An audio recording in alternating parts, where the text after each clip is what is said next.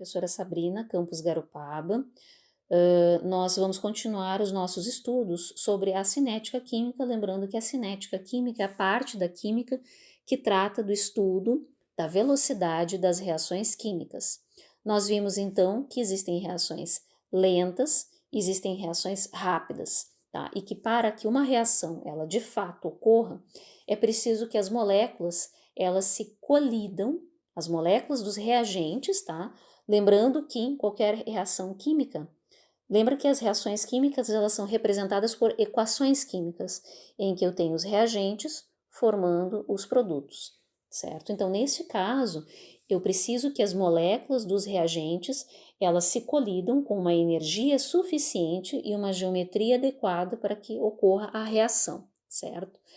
Então, o que a gente tem aqui nessa figura? Novamente, eu tenho aqui as moléculas dos reagentes se aproximando com geometria favorável, mas com energia suficiente. Então, nesse caso, não ocorre reação.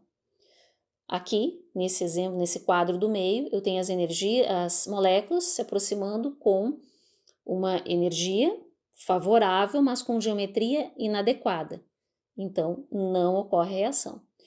Aqui eu tenho aproximação das moléculas com geometria adequada, energia suficiente. Então, eu tenho a formação dos meus produtos. A reação, ela ocorre, certo? Ok. Bom, um outro aspecto muito interessante também, quando a gente fala em energia suficiente, o que significa isso? Esse é um gráfico que representa, então, a energia, certo? Essa aqui é a energia, aqui está me dando essa energia aqui, esse valor de energia em quilojoules, aqui unidade, certo? Pelo X aqui, que é o caminho da reação, tá? O que eu tenho? Aqui eu tenho uma reação entre o monóxido de carbono mais o dióxido de nitrogênio, para formar o dióxido de carbono mais o monóxido de nitrogênio. Para que essa reação aconteça, como já foi dito antes, essas moléculas precisam se aproximar com energia suficiente e geometria favorável, certo? Para vencer esta barreira energética, que é o que chama-se de energia de ativação, certo? Bom, essa barreira energética ela precisa ser suprida, ela precisa ser enfrentada para formar o que nós chamamos de complexo ativado. O que é o complexo ativado? É um estado de transição, é um momento no qual eu tenho essas moléculas de reagentes se aproximando, é um momento em que eu tenho formação de ligações, nesse caso aqui, né? A formação dessa ligação entre esse carbono e o oxigênio, e a quebra de ligações, nesse caso aqui, quebra de ligação entre esse oxigênio e esse nitrogênio. Então, é um momento, que a gente chama, é um estado de transição, é um momento muito rápido da reação, em que ligações estão sendo formadas e outras estão sendo quebradas para que ocorra, então, a formação aí dos reagentes, certo? Então, é isso que a gente chama, então, de energia de ativação. Energia de ativação, portanto, valor mínimo de energia, tá? Que as moléculas dos reagentes têm que ter para que a colisão entre elas seja eficaz. Quanto maior for a energia de ativação, mais lenta será a reação. Vamos imaginar aqui de novo aquele meu gráfico em que eu tenho aqui a energia representada por E aqui eu tenho o caminho da reação, tá? Eu vou botar aqui caminho, certo? Bom, vamos imaginar que eu tenho uma reação que, para que ela ocorra, eu tenho que enfrentar uma barreira energética bem grande, o que a gente chama energia de ativação, certo? Ok, vamos imaginar uma outra situação, né? Nesse lado aqui, energia, caminho, em que eu tenho uma reação que ela tem que enfrentar uma barreira energética pequenininha, certo? O que está me mostrando isso? Aqui, os reagentes, eles vão ter que colidir com uma energia tal e vão ter que enfrentar uma barreira energética muito grande. Isso aqui a gente pode imaginar como se fosse um sujeito subindo uma montanhazinha. Imagina que para subir essa montanha, quanto mais alta a montanha, quanto mais alta for a minha barreira energética, mais energia eu vou precisar para subir a montanha. Aqui não, aqui é fácil. Aqui eu subo e desço rapidinho, certo? Então, o que ele está me dizendo aqui? Quanto maior for a energia de ativação, quanto maior for essa barreira energética, essa montanha que o bonequinho aqui ele tem que enfrentar, mais lenta vai ser a reação, certo? Bom, aqui nós temos então exemplos desses gráficos, né, mostrando a energia de ativação, certo? Para me referir a reações que são endotérmicas e reações que são exotérmicas. E essas expressões elas vão ser melhor vistas na parte de termoquímica. Mas o que são? O que é o endo e o que é o exo? São prefixos que significam para dentro, certo? Então, endo são reações que absorvem energia, tá? Absorvem energia. E exo para fora, externo, exo, elas liberam energia. Nós não temos alguns crustáceos que têm, por exemplo, exoesqueleto. Por exemplo, existem alguns invertebrados, insetos, que, por exemplo, a gente sabe que eles não são vertebrados, eles não têm esqueleto, mas eles têm um exoesqueleto, eles têm uma proteção externa de quitina. É exo, porque é externa do corpo para proteção dos órgãos, tal. Então é exo, certo? Então tudo que for para fora, que estiver liberando, exo. Ok. O que eu tenho aqui? De novo, meu gráfico com a energia e os produtos. Aqui eu tenho os meus reagentes, aqui eu tenho os meus produtos, e aqui eu tenho uma variação de entalpia. Puxa, mas o que é entalpia? Tá? Entalpia também é um outro conceito que vocês vão ver depois com mais calma na parte de termoquímica, mas é uma palavra que se refere ao conteúdo, tá? É o conteúdo de energia, tá? O conteúdo de energia interna que a substância possui, certo? Por enquanto, vocês entendem como energia, tá? Então, a entalpia aqui, ela vai ser vista, então, como energia, tá? Só apagar aqui. Bom, então, o que eu tenho aqui? Variação de entalpia. O que é esse delta aqui? Lembra que o delta na matemática e para física, para química, é variação. O que é essa variação? O delta é a variação de entalpia igual a entalpia final menos a entalpia inicial. Vamos imaginar que aqui eu tenho, tá vendo que aqui os meus reagentes, eles estão com uma quantidade de energia maior que os meus produtos. Então vamos imaginar que aqui eu ponha o número 1 e aqui eu ponho o 0, certo? Ok, então vamos fazer essa continha aqui. Eu tenho a minha variação de entalpia igual a minha entalpia final, a entalpia aqui no caso seria dos produtos, que é igual a 0, menos 1, que é a entalpia dos reagentes. O que vai dar aqui? Menos 1. Então perceba que esse ΔH ele é menor que 0, como está apontado aqui. Então o que significa? Significa que quando os reagentes, as moléculas de reagentes, elas colidem entre si, ultrapassam uma barreira energética e formam os produtos. E a formação desses produtos libera uma quantidade maior de energia, certo? Libera energia. Então, se está liberando energia, eu tenho uma reação exotérmica, ok? Através da liberação de energia. Bom, vou apagar aqui. Dessa outra situação, o que eu tenho? Neste gráfico aqui do lado, eu tenho uma situação inversa. Perceba que os meus reagentes, eles têm uma energia menor do que os meus produtos. Vamos imaginar aqui que eu tenho 0 e aqui eu tenho 1. Vamos fazer essa continha? Então, que eu tenho a variação de entalpia igual a entalpia final menos entalpia inicial. Variação de entalpia é igual a entalpia final. Entalpia final é a entalpia dos produtos, ok? 1 menos a entalpia dos reagentes, que é 0. Variação de entalpia igual 1 menos 0 dá 1.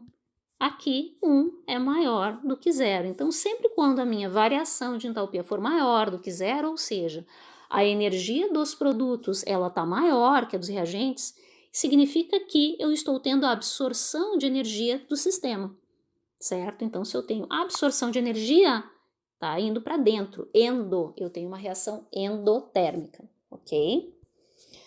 Bom, uma outra questão muito interessante também, e que faz parte desses estudos, é a análise da dependência numérica da velocidade com a concentração. Aqui eu tenho a reação entre o pentóxido de nitrogênio, formando então o dióxido de nitrogênio mais o oxigênio. Bom, o que acontece? As velocidades das reações químicas, elas são determinadas nos laboratórios. Apenas experimentalmente, essas velocidades, elas são determinadas.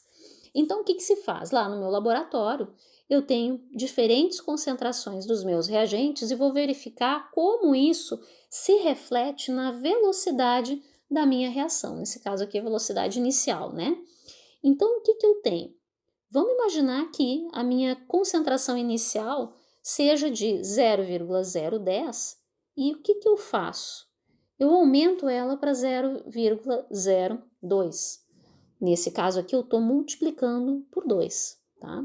Estou duplicando, estou multiplicando por 2 a concentração do meu reagente. E aí, o que acontece? Puxa, qual vai ser a interferência disso aqui em relação à velocidade inicial da reação? Isso é determinado experimentalmente, e é isso que é feito aqui. Então, nesse caso, ó, a variação, ela também foi multiplicada aí por 2. E o que acontece se eu pegar e multiplicar por 3?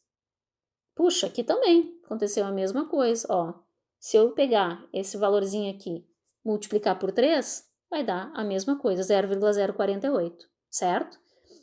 Então aí, o que eu percebo? Que nesse caso, a velocidade, tá? Ela é diretamente proporcional à concentração do reagente. Então, o que eu faço? Lá, eu construo a lei cinética, que me diz o seguinte, a velocidade, ela é proporcional à concentração, diretamente proporcional à concentração do meu reagente. Ok. Para que uma reação, para que eu tenha uma equação matemática, eu preciso de uma constante de proporcionalidade para poder formar o que eu chamo então de lei cinética ou lei de velocidade da reação. Esse aqui é um outro exemplo, certo? Vamos imaginar aqui, ó, que eu tenho um etanol, certo? Formando o metano mais o oxigênio. Então aqui eu multipliquei ele. Aqui eu multipliquei por 0,02, opa, multipliquei por 2, tá? E o que aconteceu então com a velocidade inicial dessa reação? Poxa, que ela ficou por 4. Bom, aqui eu multipliquei por 3. O que aconteceu aqui? Puxa, aqui na verdade multiplicou por 9, certo? Então o que eu consigo refletir daqui? Nesse caso, quando a gente duplica a concentração do reagente, a velocidade ela fica multiplicada por 4, percebe? Ó, nesse caso aqui, ó, 4, certo? Eu dupliquei aqui, ela ficou multiplicada por 4, tá?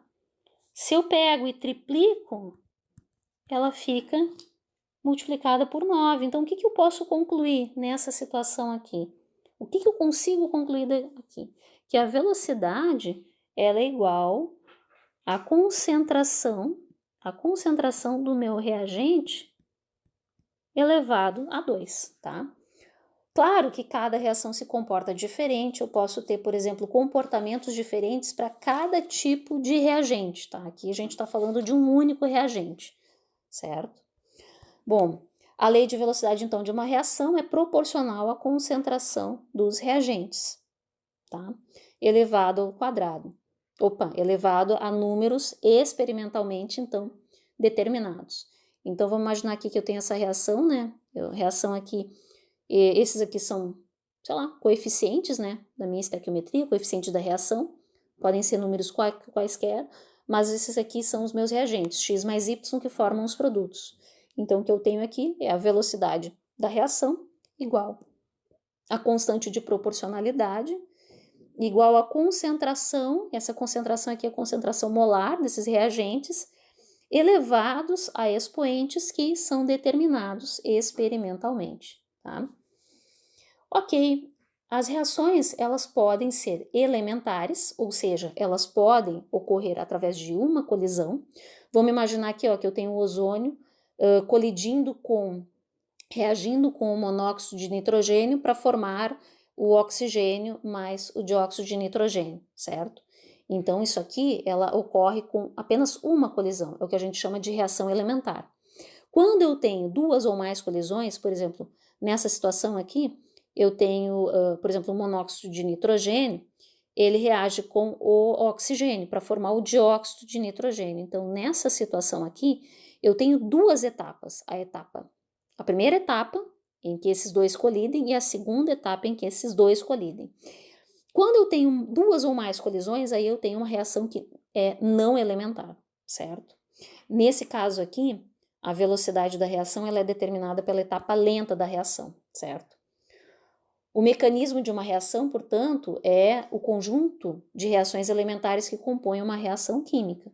Então, aqui eu tenho um outro exemplo, aqui, ó, o ácido bromídrico reagindo com o dióxido de nitrogênio, né, formando aqui esses produtos, né, essa aqui é uma etapa lenta, essa aqui é uma etapa rápida. Então, essa daqui são reações não elementares, certo? Ela é formada por mais de uma etapa, certo? Essa aqui é a etapa geral, a etapa global da reação. Tá? E a velocidade da reação ela sempre vai ser determinada pela etapa lenta. Poxa, mas interessante isso, né? Se a gente for parar para pensar, por que a velocidade da reação não elementar ela é sempre determinada pela etapa lenta? Bom, aí a gente pode usar, por exemplo, algumas referências, pode usar, por exemplo, algumas analogias. Vamos imaginar aqui, ó, esse tipo de restaurante aqui, ó, do tipo bandejão, tá? Bom, o que acontece? Sempre tem pessoas que vão servindo você, certo? Então aqui está o bandejão, tá? Que tem locais, espaços para colocar aqui os tipos de alimentos, né? E aí vamos imaginar que as pessoas elas vão se deslocando pela fila e vão sendo servidas aqui pelas essas atendentes que vão colocando cada tipo de comida, certo? Bom, se tem alguém que está meio indeciso, se não sabe se quer ou que não quer aquilo, alguém que demore mais, essa pessoa vai acabar segurando a fila, que nem uma fila de carro, por exemplo. Se tem uma pessoa que está, sei lá, está a 30 km por hora, ela está segurando toda a fila. Se a galera não tem como ultrapassar, ela fica segurando a fila. Então, quem que está determinando a velocidade da reação? É a etapa lenta. Nesse caso aí, por exemplo, quem que está determinando a velocidade de uma fila de carro, que está andando a 30 por hora? Vai ser a pessoa que está lá segurando a fila, que está andando devagar, certo? Bom, aqui, o que nós temos? Por exemplo, numa situação aqui em que eu tenha os meus reagentes, reagente A mais B formando os produtos, de um modo geral, quando eu tenho reações elementares, essa daqui vai ser a lei de velocidade da minha equação. Nesse caso aqui, vamos imaginar que eu tenho aqui ó, uma colisão trimolecular, em 3 moléculas estão colidindo. É uma reação elementar, ela ocorre com uma colisão. Então, olha como é que fica aí a velocidade da reação, vezes a concentração de cada um dos reagentes, certo? Nesse caso aqui, ó, eu tenho então 2 moléculas de B mais uma de A para formar os produtos.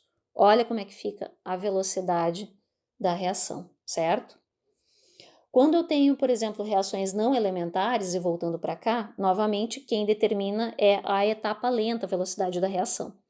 Então aqui, ó, a velocidade, ela vai ser igual à concentração, tá, do ácido bromídrico e o dióxido de nitrogênio. Por quê? Porque essa é a etapa lenta da minha reação, ok? Pessoal, é isso. Seguimos conversando e me coloco à disposição aí para tirar dúvidas. Um grande abraço.